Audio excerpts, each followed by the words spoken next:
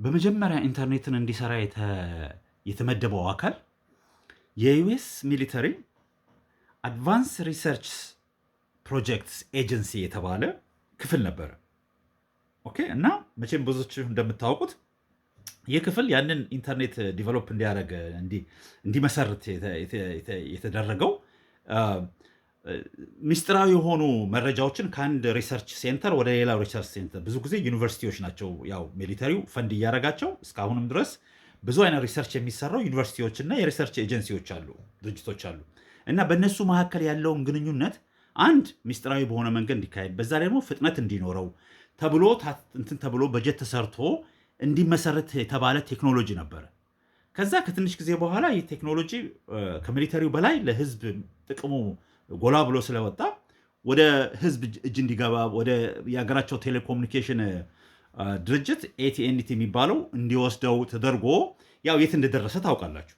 በአሁኑ ጊዜ ግን እንደው ዛሬ ስለ ኢንተርኔትና ወይ ወርልድ ዋይድ ዌብ www እንዴት እንደተመሰረተ ሁላችሁም ማየት የምትችሉት ነው። ብዙዎቻችሁ የምታውቁት ነው።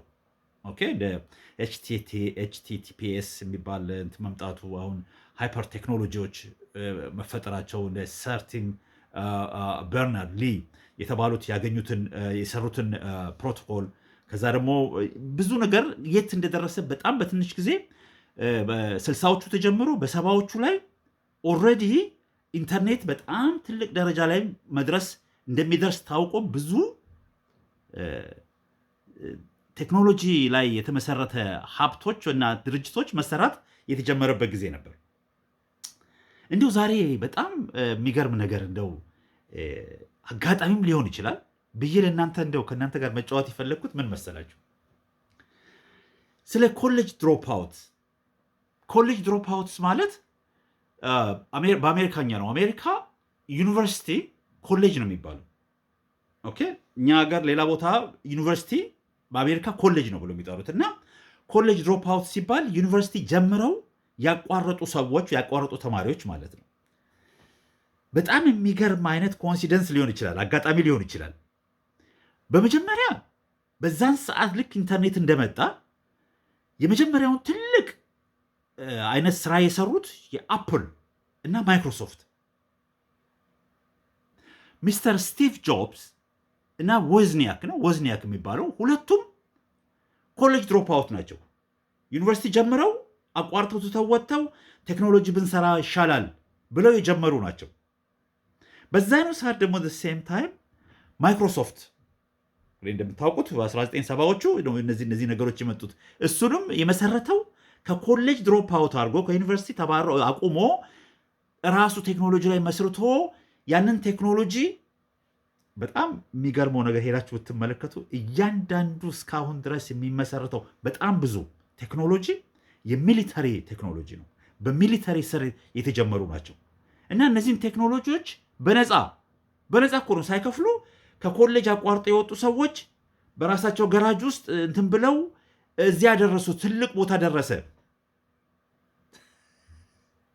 ከዛ ሄዳችሁ ብታዩ ሌሎቹ ደግሞ የቴክኖሎጂ ቤዝ የሚያደርጉ አሁን ፌስቡክ አሁን ላይፍ ሎግ የሚባል የአሜሪካ ሚሊተሪ ላይፍ ሎግ የሚባል ሶፍትዌር ነበረ። እሱ ሶፍትዌር ነው ፌስቡክ የሆነው።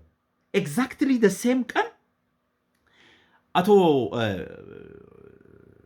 ማርክ የፌስቡክ ዋናው አይደል ዞከንበርግ፣ ማርክ ዞከንበርግ እሱም ከዩኒቨርሲቲ አቋርጦ ኮሌጅ ድሮፕ አውት ነው። እሱም ከዩኒቨርሲቲ አቋርጦ ሴም ዴይ ልክ ፌብሩዋሪ 4 2004 ላይ ላይፍ ሎግ የተባለው የሚሊተሪው ፌስቡክ እንበለው እሱ አቋርጦ የዛኑ ቀን ፌስቡክ የተመሰረተበት ቀን ሴም ቀን ነው። ልክ የመሰረተው ሰው ደግሞ የጀመረው እሱም ኮሌጅ ድሮፕ አውት ነው።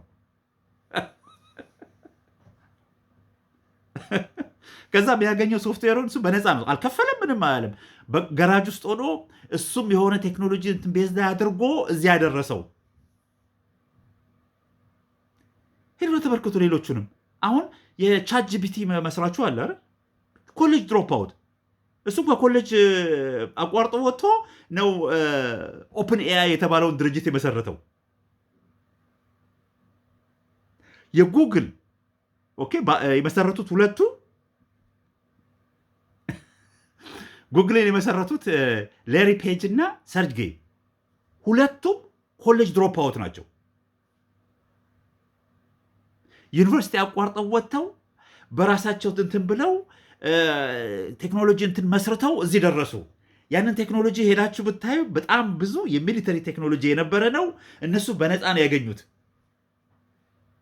ዩኒቨርሲቲ እንኳን ተምረው መጨረስ ያቃታቸው ልጆች ቴክኖሎጂውን እዚህ ያደረሱት። አቶ ኢሎን ማስክ ቴክኖሎጂ ድሮፕ አውት ዩኒቨርሲቲ፣ እሱም ኮሌጅ ድሮፕ አውት ነው።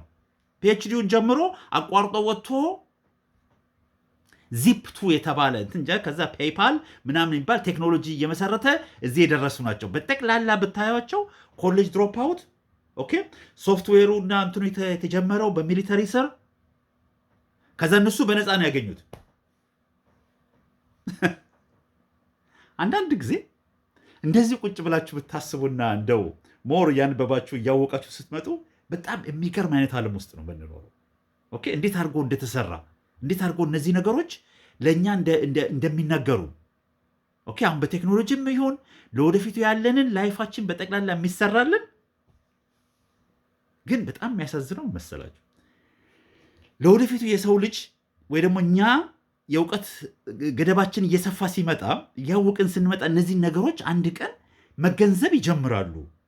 ኦኬ የዓለም ሕዝብ ይህን ነገር መገንዘብ ሲጀምር ምን ብሎ ጥያቄ አሁን በአሁኑ ሰዓት ቢጠየቁ መልስ የላቸውም። ወይም ደግሞ አይ በአጋጣሚ ሊሆን ይችላል። ወይም ደግሞ ማንም እንደዚህ አይነት ነገር ዲስከስ ኮንስፓይረሲ ይባላል። ኮንስፓይረሲ ማለት ማንኛውም ነገር እውነተኛ ነገር የሚጠይቅ ሰው ወደሚጠየቅ ቦታ እውነት ነገር ካለበት እና መሸፋፈን ይሄ ኮንስፓይረሲ ነው፣ አሉባልታ ነው፣ እውነተኛ ነገር አለ ብሎ ይሸፋፈናል። በጣም የሚገርም እኮ ነው።